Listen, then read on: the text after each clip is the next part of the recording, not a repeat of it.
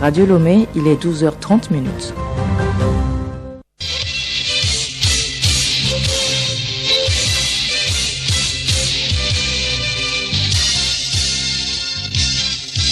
Magazine pluriel. Hélène Assabi. Auditeurs de Radio Lomé, bonjour, ravi de vous retrouver pour le journal Magazine pluriel. Au sommaire du nouveau dans la téléphonie mobile au Togo, vous avez désormais la possibilité de quitter un opérateur pour un autre tout en gardant votre numéro. L'OTM, Observatoire togolais des médias, appelle les journalistes au respect des règles d'éthique et de déontologie dans l'exercice de leur métier. C'est l'une des recommandations faites hier à l'occasion de la Journée internationale de la liberté de la presse. Le président de l'OTM, Fabrice Petchesi, est l'invité du jour. L'Afrique serait-elle l'or de l'humanité? En tout cas, un grand gisement d'or vient d'être découvert au nord-ouest de la Côte d'Ivoire. Sa capacité de production annuelle est évaluée à 11 millions de tonnes pour une durée d'exploitation de 20 ans. Autre rendez-vous de ce magazine pluriel, les échos du palais, les sports et la revue de presse.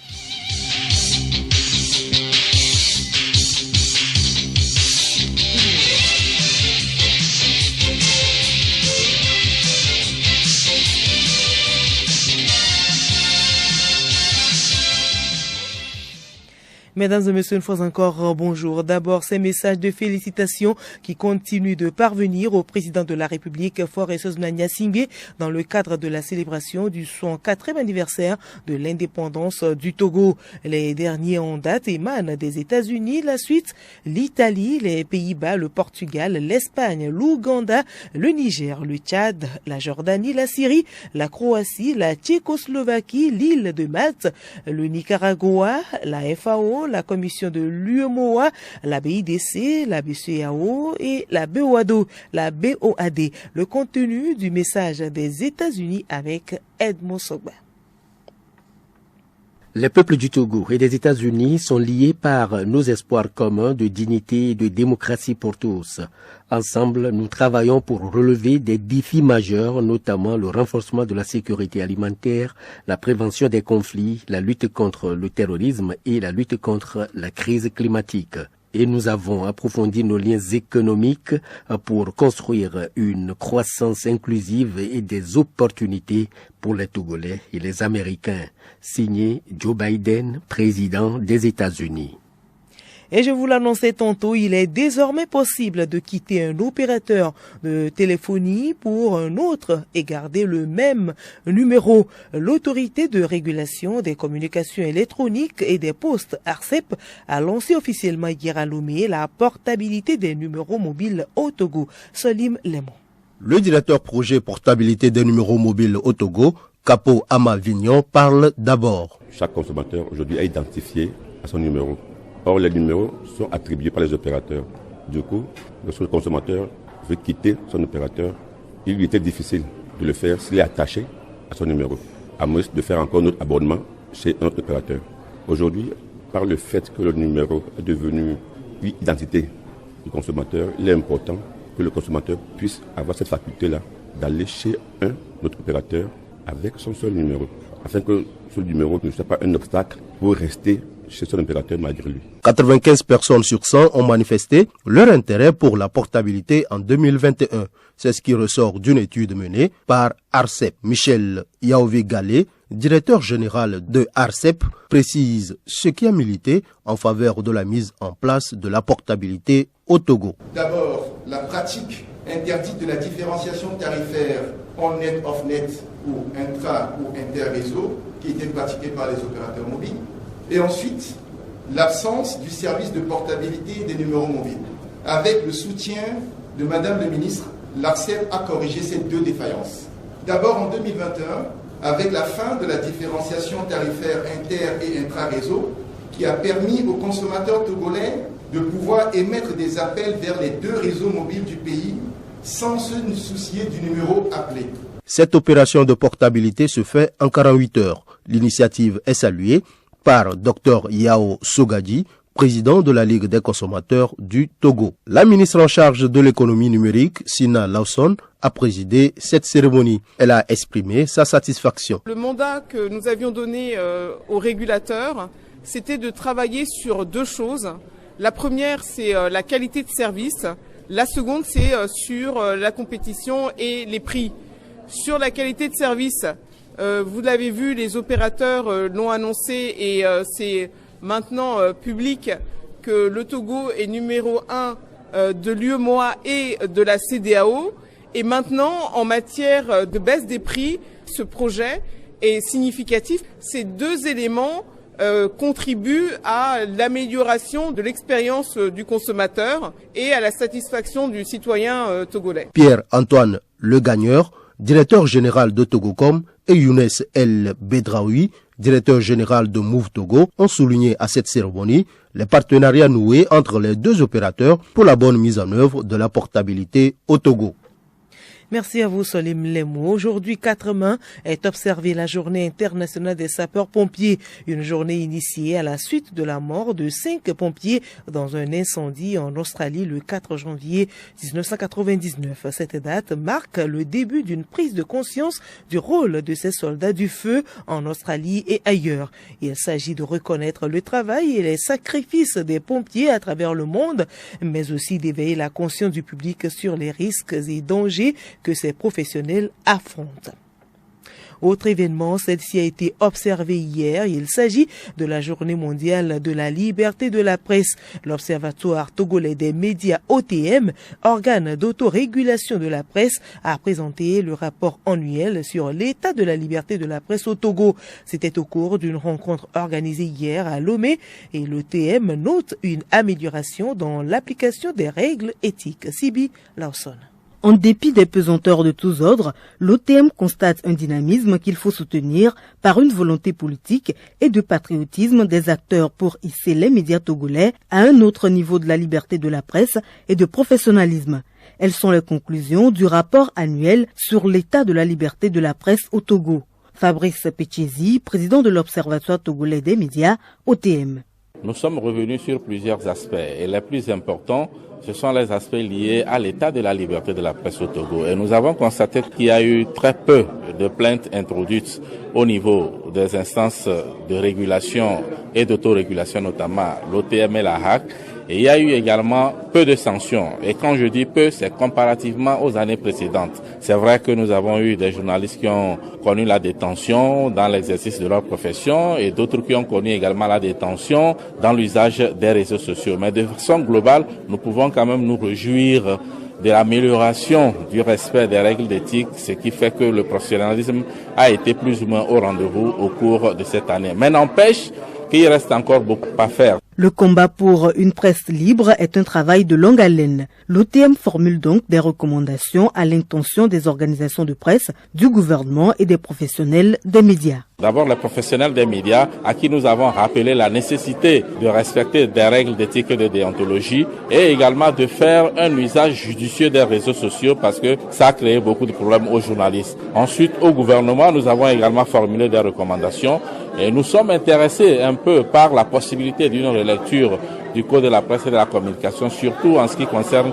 la question de la gestion des réseaux sociaux. Nous avons formulé des recommandations également à l'intention des organisations de presse qui doivent faire un effort quand même de se fusionner comme l'ont recommandé les assises de Palimé en 2014. Le rapport annuel sur l'état de la presse au Togo est désormais sur la table de Madame le ministre de la Communication et des Médias, Yawa Kuigan. Il a été remis à son directeur de cabinet, Franck Missité. Je saisis cette occasion pour saluer le dynamisme notable du paysage médiatique togolais en perpétuelle mutation afin de répondre aux défis de la numérisation. Les progrès continus réalisés pour s'adapter aux évolutions des technologies de l'information et de la communication illustrent notre volonté résolue de faire preuve d'innovation et de maintenir le cap de la modernité. Le rapport annuel sur l'état de la presse au Togo tient compte de la période du 3 mai 2023 au 3 mai 2024. L'ambassadeur de l'Union européenne au Togo et le président de la CNDH ont aussi pris part à la rencontre.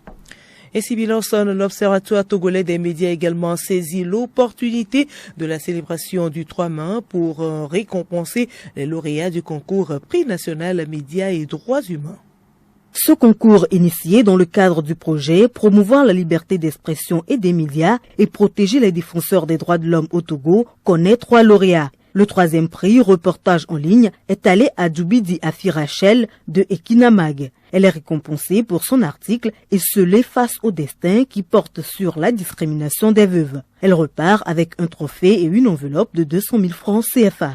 Hassan Atta du journal Focus Info est le 2e lauréat. Togo, le combat de longue haleine contre la mortalité maternelle et néonatale, paru dans le numéro 316, lui vaut un trophée et l'enveloppe de 300 000 francs. La grande gagnante, Sylvie Ouedraogo de Radio Canal FM, remporte un trophée et une enveloppe de 500 000 francs. C'est grâce à son dossier Le droit des femmes à l'héritage de la terre. Elle se dit heureuse de recevoir ce prix. Je suis contente de recevoir ce premier prix.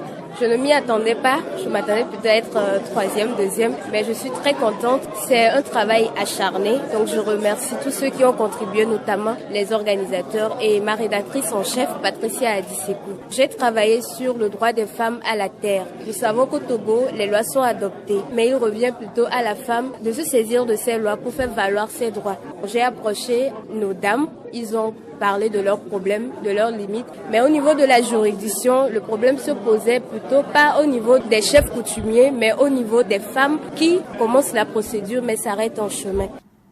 Et toujours dans la droite ligne du projet Promouvoir la liberté d'expression et des médias et protéger les défenseurs des droits de l'homme au Togo, dont les lauréats ont été primés hier, l'OTM, l'Institut Panos Afrique de l'Ouest et le Réseau africain des femmes, médias, genre et développement ont réalisé avec le financement de l'Union européenne une étude diagnostique sur l'état de la liberté de la presse et des médias au Togo. Les résultats ont été présentés hier. Dr Komlan Agban, docteur en sociologie politique, consultant. L'étude sur la liberté de la presse relève fondamentalement 4 points. D'abord, l'état de la liberté de la presse et au second niveau, nous avons la diversité de voix et l'accès à l'information. Au 3e niveau, nous avons la sécurité des journalistes et en 4e point maintenant, nous avons abordé la question de la régulation.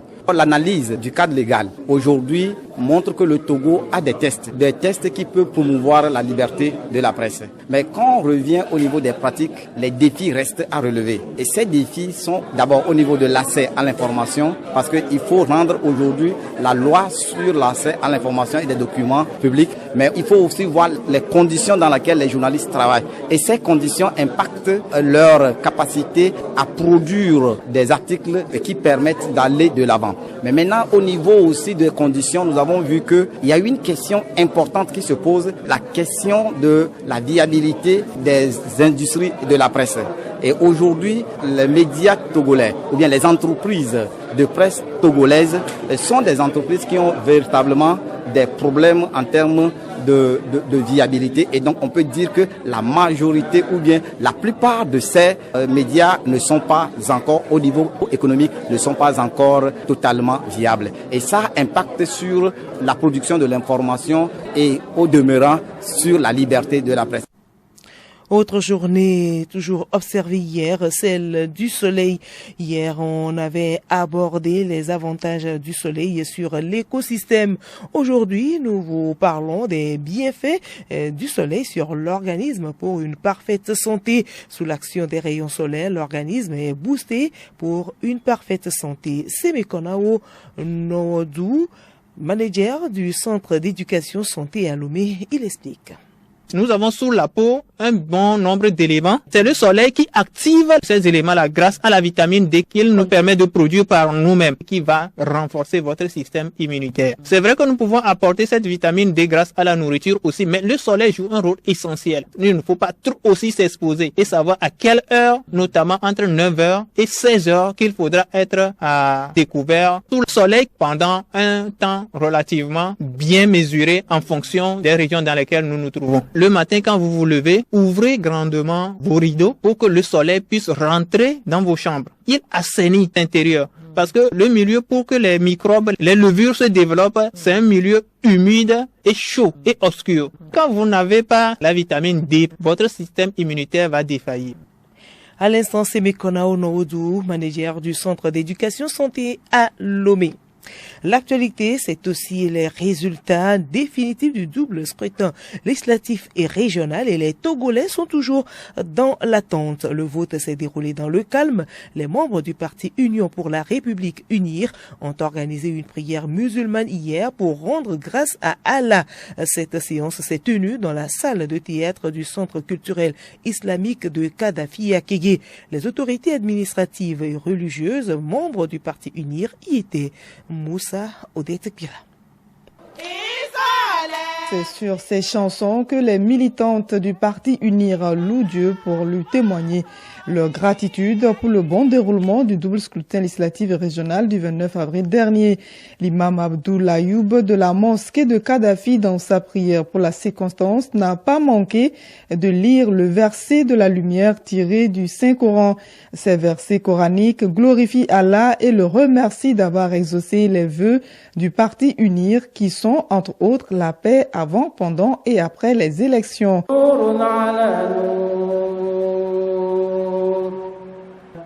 Le ministre en charge des transports Afo à Tchadédi a imploré le Tout-Puissant et invoqué la paix et la sécurité sur le président Faure Sozomnania Zingbe ainsi que sur la population togolaise. Memounatou Ibrahim, vice-présidente du parti UNIR du Grand Lomé, à la sortie de la prière. Un vendredi comme celui-ci, le parti UNIR était venu demander à Allah de déverser la paix dans notre pays pour les élections législatives et régionales. Et le 29 avril passé, les Togolais sont allés aux urnes dans la sérénité. Et nous avons le devoir de venir lui rendre grâce pour avoir répondu à notre prière. Tout s'est passé dans le calme et la sérénité, et cela sur toute l'étendue du territoire. Nous n'avons cessé de le dire. Nous pouvons dire que Dieu est togolais, que Dieu aime le Togo. Nous allons à présent nous tenir la main tous les Togolais. Un compte rendu de Mohamed Moussa, présentation Odette Pira.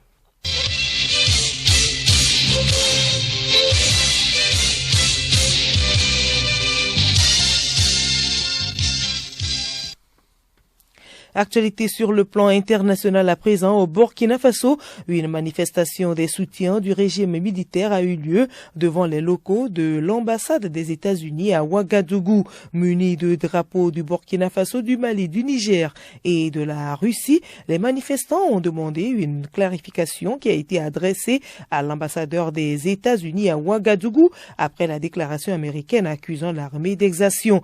Cette manifestation se tient au moment où les États-Unis viennent d'annoncer le déblocage d'environ 55 millions de dollars en aide au Burkina Faso pour faire face à la grave crise humanitaire que vit le pays. Au Sénégal, un mois après sa nomination en tant que Premier ministre, Ousmane Sonko a déroulé la feuille de route pour la prochaine campagne agricole 2024-2025. C'était lors d'un conseil interministériel. Au total, 23 mesures ont été prises afin de faire de l'agriculture le levier essentiel du développement économique.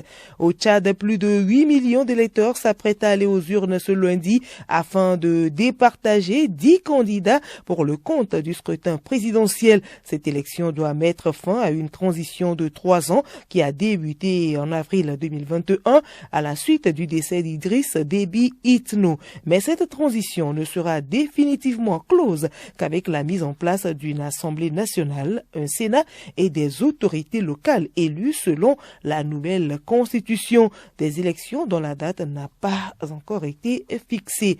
En Côte d'Ivoire, nous vous le disions tantôt en titre, une mine d'or vient d'être découverte dans le nord-ouest du pays. L'annonce a été faite jeudi au président de la République, Alassane Ouattara. Hervé Segono. Le gisement aurifère en question est de classe mondiale. Il se trouve dans le district de Worouba, département de Kani et Dianra. Ses ressources minérales sont estimées à 5 millions d'onces, soit 155,5 tonnes d'or, avec une teneur moyenne de 0,72 grammes par tonne. La mine de Woroba est la troisième plus grande en Afrique après 2 autres basées au Burkina Faso et en Guinée. Son traitement sera pris en charge par le projet Koné. Pour cette exploitation, l'État ivoirien va investir 400 milliards de francs CFA. Les travaux de construction de la mine débutent au dernier trimestre de 2024. La mine d'or entre en production dans 3 ans avec une durée de vie estimée à 20 ans. Son exploitation offrira de nombreux avantages aux Ivoiriens, notamment la création de 4500 emplois directs et indirects, et permettra le financement de projets sociaux en faveur des populations riveraines.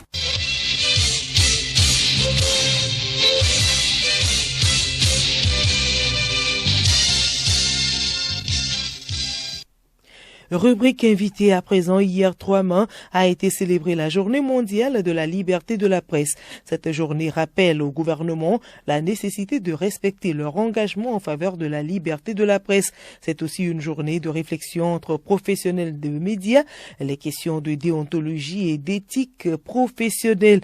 Fabrice Pétizi, président de l'Observatoire togolais des médias OTM, est l'invité du journal. Il répond aux questions de Juliette Kamdé. Monsieur le Président de l'OTM, l'Observatoire togolais des médias, bonjour. Bonjour et merci pour l'invitation. Nous avons célébré la journée mondiale de la liberté de la presse hier. Comment s'exprime cette liberté de la presse au Togo ? Alors, la liberté de la presse au Togo est une réalité qui est garantie par la constitution togolaise. Au Togo, nous avons quand même la chance d'avoir plusieurs arsenaux juridiques qui encadrent la profession et qui garantissent cette liberté-là. Alors, elle s'exprime à travers naturellement les médias classiques qu'on a toujours connus, notamment la radio, la télévision, la presse écrite et aujourd'hui la presse en ligne qui s'ajoute à ce beau monde-là. Alors donc aujourd'hui il y a quand même une certaine liberté de parole, que ce soit au niveau des médias publics comme des médias privés, et je crois que dans la réalité la liberté d'expression, la liberté de presse est garantie, et ça se traduit d'ailleurs par les différentes émissions qui sont faites. Elles sont interactives où on donne la parole aux citoyens qui dit également ce qu'ils pensent, et donc je crois qu'aujourd'hui on peut se réjouir quand même que l'espace médiatique togolais bénéficie donc de ce caractère favorable de la liberté de presse. Vous avez touché à ce point les réseaux sociaux. Aujourd'hui, l'écosystème médiatique est dominé donc par ces réseaux sociaux. Comment est-ce que les médias traditionnels vivent-ils cet environnement ?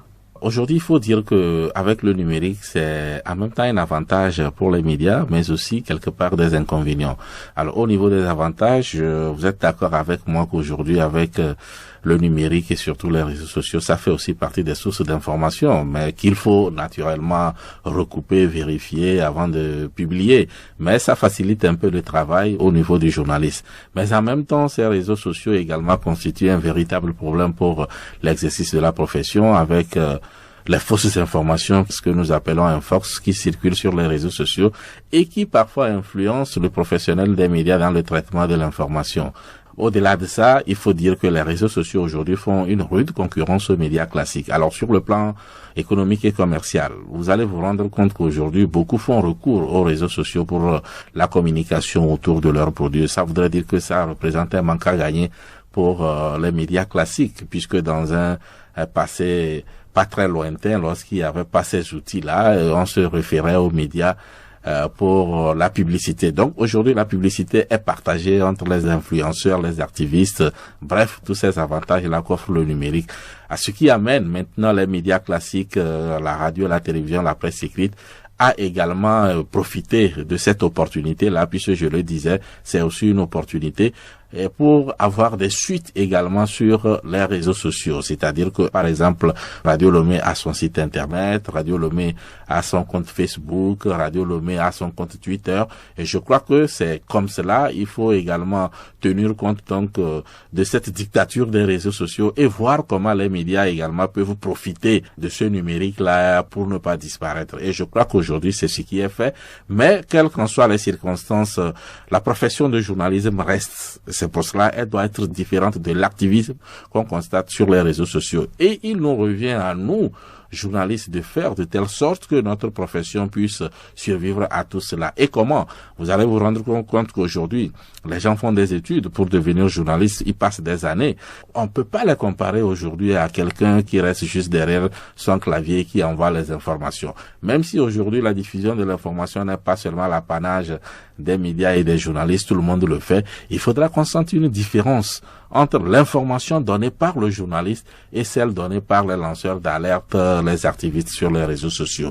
Donc cela voudrait dire que nous, journalistes, on a quand même des outils qui nous permettent de recouper les informations avant de les balancer. Et c'est ça qui permettra à notre profession de tenir face à l'envahissement de ces réseaux-là. Donc voilà un peu comment ces réseaux sociaux peuvent constituer en même temps un inconvénient pour nous, mais en même temps un avantage si on sait bien s'y prendre. Justement, les médias sociaux, un avantage et en même temps un inconvénient. Vous avez déjà embrayé sur cette question, mais je vais quand même la poser pour que vous nous précisiez davantage. Aujourd'hui, quelles sont les pistes de solutions qui s'offrent aux médias traditionnels, radio, presse écrite, télé, pour espérer concurrencer les réseaux sociaux? Les pistes de solutions, elles sont nombreuses. D'abord, du point de vue organisation, il ne faudrait pas se limiter à la façon classique de faire le travail. Comme je le disais, aujourd'hui, beaucoup de médias ont une suite sur le numérique, les comptes Twitter, les sites Internet. Alors, au-delà de ça également, le professionnel journaliste doit revoir également les contenus qu'il propose. Vous savez qu'aujourd'hui, à l'ère des réseaux sociaux, il est un peu difficile d'avoir un scoop.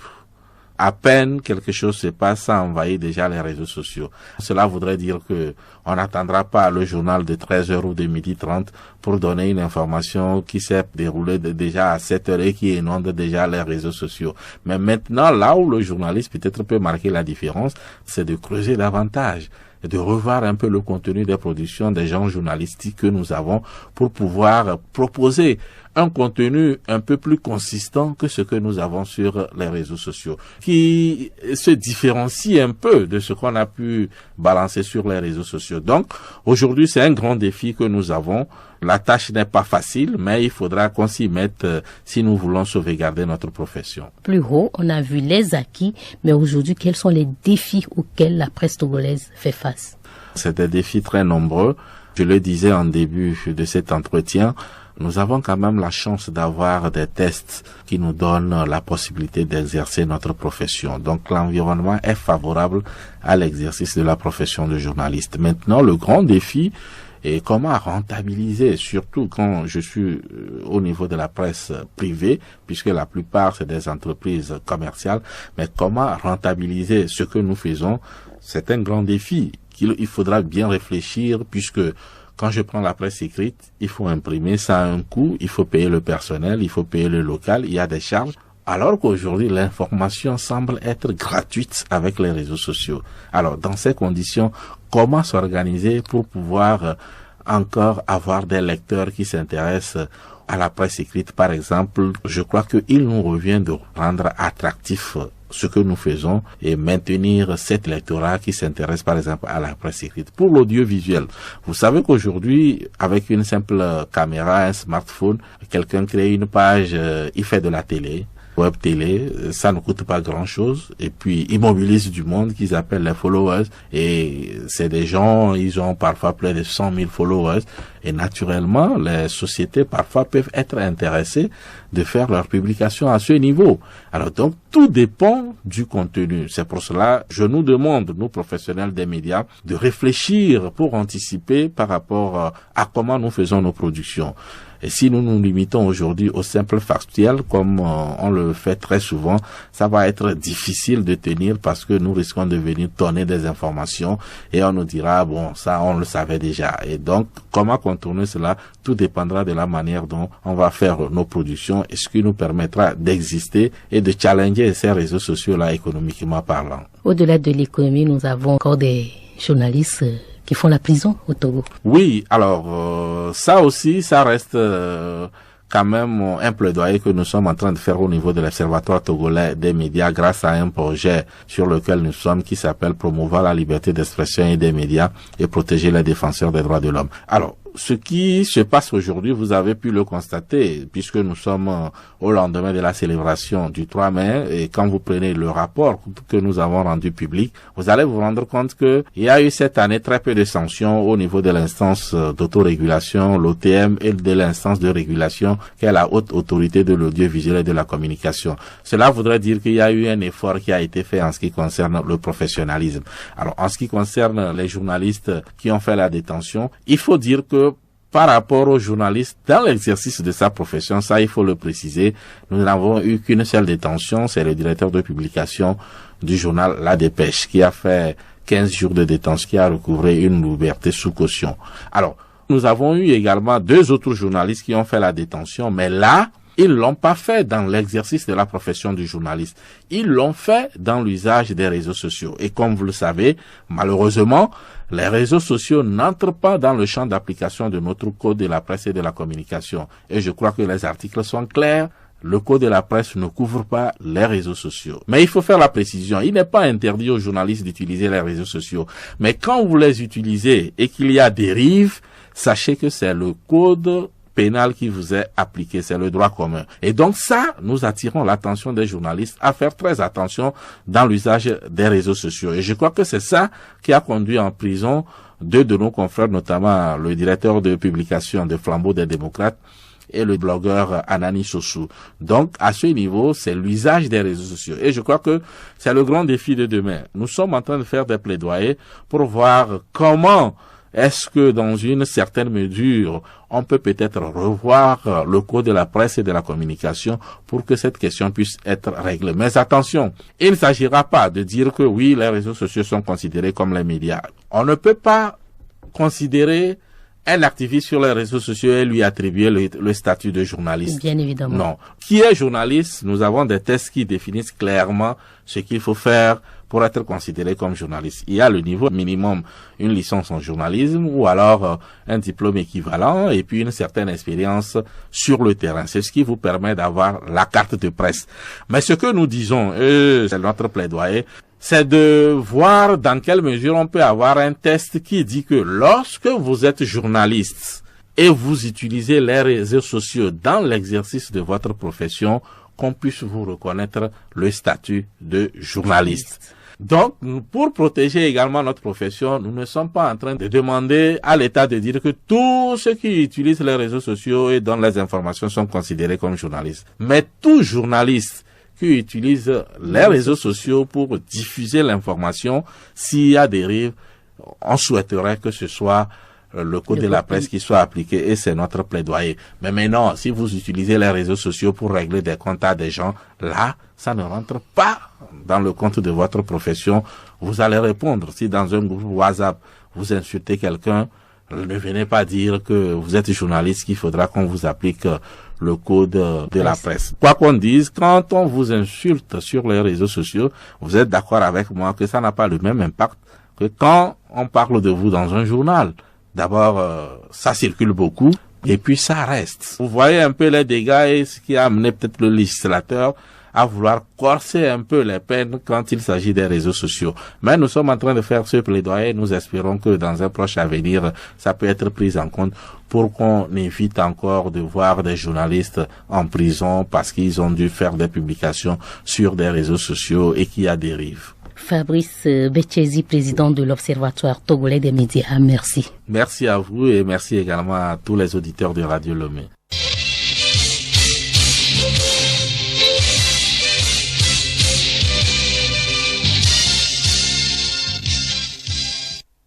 Autre rubrique de ce journal, les échos du palais. L'affaire de ce samedi concerne des vols à main armée, des menaces et des extorsions de fonds. Nous sommes en février 2017. 4 individus armés cagoulés font éruption dans la boutique des sieurs alliés Taïrou, cambistes spécialisés dans la vente et l'achat des devises ou actions.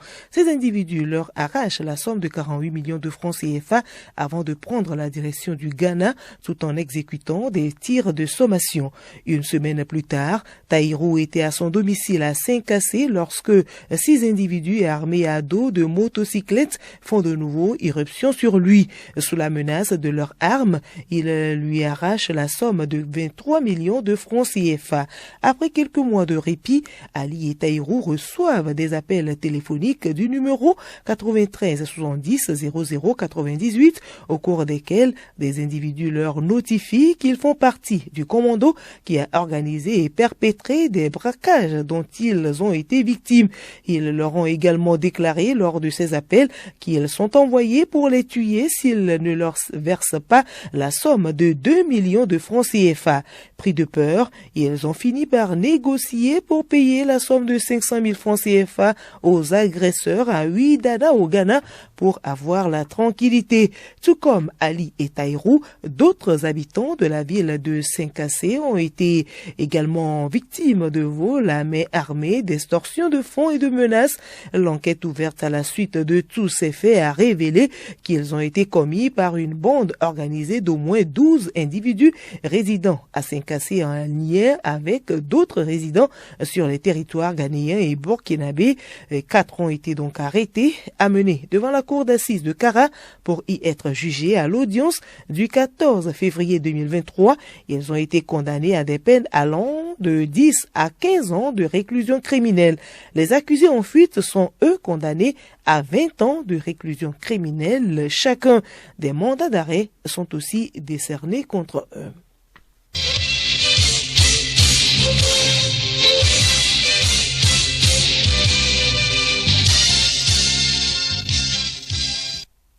Sport football, après la trêve due à la Coupe de l'Indépendance, les pensionnaires de la D1 Lonato renouent avec les pelouses ce week-end.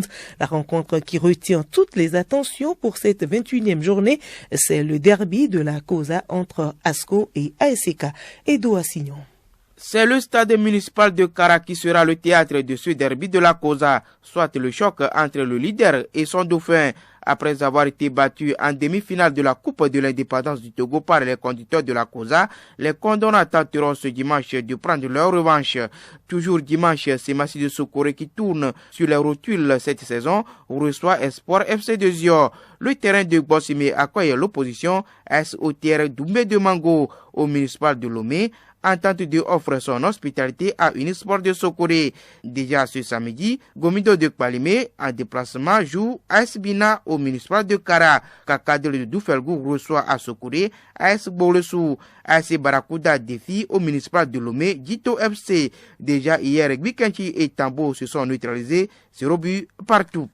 Éliminatoire Coupe du Monde 2026, les hostilités reprennent dans le mois de juin avec les 3e et 4e journées. Les éperviers du Togo qui n'ont que 2 points après 2 journées recevront au stade de Kégué le 5 juin le Soudan du Sud avant de se déplacer 4 jours plus tard à Kinshasa pour défier les léopards de la RD Congo. Logé dans le groupe B, le Togo est 4e avec 2 points. Le Sénégal et le Soudan sont en tête avec 4 points chacun. Et puis tournoi qualificatif UFOA B des U17 à quelques dizaines de jours du début de la compétition, le calendrier complet a été dévoilé. Les éperviers cadets qui seront aussi de la partie jouent leur premier match le 16 mai contre le Niger. Leur deuxième sortie c'est le 19 mai face au Burkina Faso puis le 22 mai contre le Nigeria. La compétition c'est du 15 au 28 mai à Accra au Ghana. Edo Assignon pour être au complet Maracana. Plus de 20 clubs seniors et juniors sont en championnat depuis ce matin sur les installations de l'université de Lomé. Des clubs comme MCL, EDL, Semassi et autres sont à l'assaut du trophée. La compétition prend fin ce soir avec la remise de divers prix aux champions des 2 catégories. Dernier virage de ce magazine pluriel, revue de presse. Principal titre à la une des parutions, le vote du 29 avril dernier pour le compte des législatives et régionales. Revue de presse, Léontina Toguima. Élections législatives et régionales dans la paix aux allures d'une présidentielle, lit-on à la une de la Symphonie. Selon la parution, les suffrages directs exprimés le 29 avril dernier revêtent le poids des suffrages indirects pour l'élection du futur président de la République et du président du Conseil en cas de promulgation de la nouvelle Constitution ouvrant l'ère de la Ve République. Le double scrutin s'est déroulé en toute sérénité, rajoute l'Union pour la patrie, qui précise que la tension envisagée n'était qu'un leurre. Le bi-hebdomadaire emmène ses électeurs dans les différentes régions pour témoigner du bon déroulement du vote. Dans les régions de la Kara et la Centrale, les électeurs ont exercé leur droit de vote dans la quiétude. Dans les plateaux, bonne note dans presque tous les bureaux de vote. Le journal finit avec les savanes où tout s'est également bien passé. L'Union pour la patrie révèle par ailleurs l'accalmie qui a régné pendant le vote et la campagne électorale. Les candidats ont usé de toutes les stratégies, presque les mêmes, pour épater les électeurs. La plus remarquable est l'attitude des leaders politiques qui ont tout fait pour éviter les bagarres de rue, les provocations et les messages grossiers. Après la campagne et le vote, place à l'étape de la proclamation et les tendances tombent à compte-gouttes, rapporte Flambeau des démocrates. Le journal note qu'au premier jet, les signaux s'annoncent au vert pour le parti Union pour la République Unir. Mais Gainfo vient avec plus de précision en indiquant qu'au regard des tendances déjà disponibles, le parti présidentiel remporte largement le nombre de sièges aussi bien pour les législatives que les régionales. Unir caracole en tête des résultats provisoires, renchérit la Nouvelle Tribune. Liberté dubitative s'interroge sur la vérité des urnes. Mythe ou enfin réalité. Togo Matin rassure, la CEDEAO, l'Union africaine et l'OIF saluent la maîtrise du processus électoral. Mais Gainfo abonde dans le même sens et révèle que toutes les missions d'observation présentes sur le terrain lors du vote sont unanimes et satisfaites du bon déroulement du double scrutin libre, équitable et transparent. Eu égard à ces résultats provisoires, quelles leçons l'opposition traditionnelle doit-elle tirer de ces élections, se demande la lanterne. Elle aurait également des leçons à tirer de la faible mobilisation des électeurs, relevée par l'ancien chef de file de l'opposition, Jean-Pierre Fabre, écrit La Symphonie. L'apparition estime qu'il ne sert à rien d'occulter les errements et la navigation à vue des acteurs de l'opposition et leur incapacité à s'unir pour proposer au peuple une alternative qui fait rêver.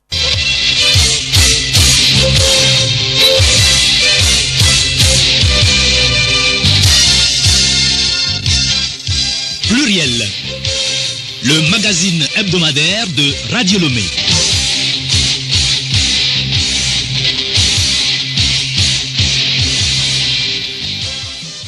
Voilà, c'est la fin de ce journal Magazine Pluriel. Merci à vous de nous avoir suivis. Le rappel des titres du nouveau dans la téléphonie mobile au Togo. Vous avez désormais la possibilité de quitter un opérateur pour un autre tout en gardant votre numéro. L'OTM, l'Observatoire togolais des médias, appelle les journalistes au respect des règles d'éthique et de déontologie dans l'exercice de leur métier. C'est l'une des recommandations faites hier à l'occasion de la Journée internationale de la liberté de la presse. Et le président de l'OTM, Fabrice Pétiesi, était l'invité du jour. L'Afrique serait-elle l'or de l'humanité? En tout cas, un grand gisement d'or vient d'être découvert au nord-ouest de la Côte d'Ivoire. Sa capacité de production annuelle est évaluée à 11 millions de tonnes pour une durée d'exploitation de 20 ans. Les autres rendez-vous de ce magazine pluriel, c'était les Échos du Palais, les sports et la revue de presse.